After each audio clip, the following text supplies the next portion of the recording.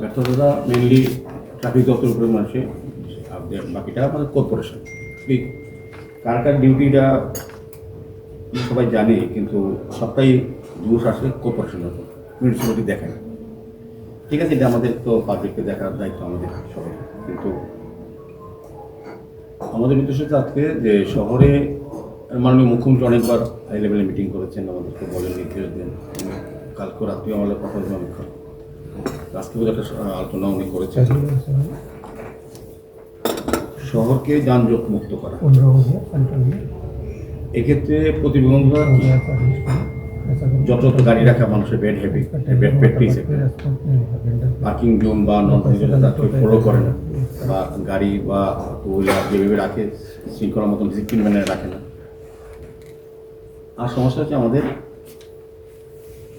Hawker, অনথরাইজ vendor বা hawker যেগুলি, বা যেগুলি অথরাইজ, যেগুলিও স্পেসিফিক অনুযায়ী রাখে না। শহর পরিষ্কার করতে গেলে আমাদের কর্পোরেশনেরও এই জায়গাটা ক্লিয়ার করার দায়িত্ব আমাদের কিছুটা। আর আপনাদেরও যেমন লিফটিংয়ের বিষয়টা, যেটা এটা বলার চেষ্টা করেছিলেন কোথায় রাখেন।